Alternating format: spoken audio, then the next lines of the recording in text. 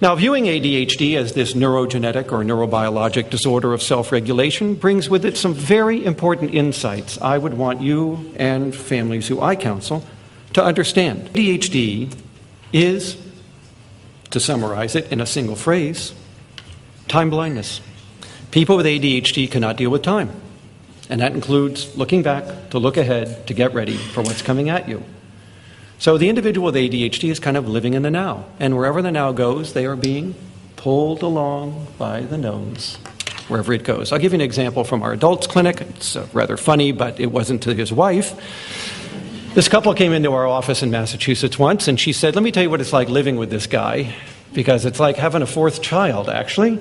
This is what happened last weekend." She says, "If you can't do something about this, I'm leaving him." Here's what happened. He went out to mow the yard. He wheeled the lawnmower out of the garage, and the tank was empty. So he reached for the fuel can. It was empty, too. So he threw it in the back of the Ford Explorer and headed down to the little Quickie Mart. And while he was filling up the gas can, his buddy pulls in his Ford Explorer and says, "You know it's opening day on the trout stream. What do you say we go fish a little bit?" And so the guy hops in his buddy's Explorer, and they go fly fishing. And they are out for 6 hours. And then they get thirsty and decide to stop off at a pub for a beer. So now they're at the little local tavern. This is a true story, by the way, because within an hour, the state police had found his car still running in an open gas can at the Quickie Mart. And he finally wandered home at 4 o'clock in the afternoon. Do you see what happens? Doesn't matter what your plans were, what your goals were. The now is more compelling than the information you're holding in mind. And you will get pulled along by the now. You are time blind. Because if we had to summarize in a single sentence, what is the purpose of the frontal lobe to humans? It is to organize your behavior across time in anticipation of what is coming at you, the future. So ADHD creates a blindness to time, or technically, to be more accurate, a nearsightedness to the future. ADHD, right, is at its heart a blindness to time, or technically, to be exact, it is a nearsightedness to the future.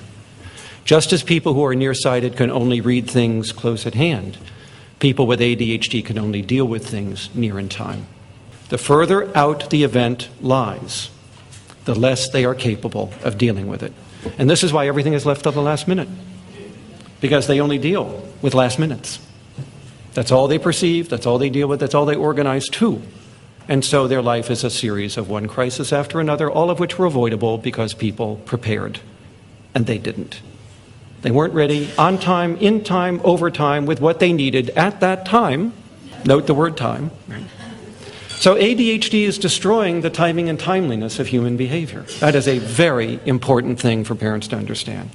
Because while a 3-year-old does not have to have a sense of time, a 30-year-old does. And one of the most devastating deficits in adult life that ADHD produces is a disruption in the fabric of time. They can't cope with it as well as others.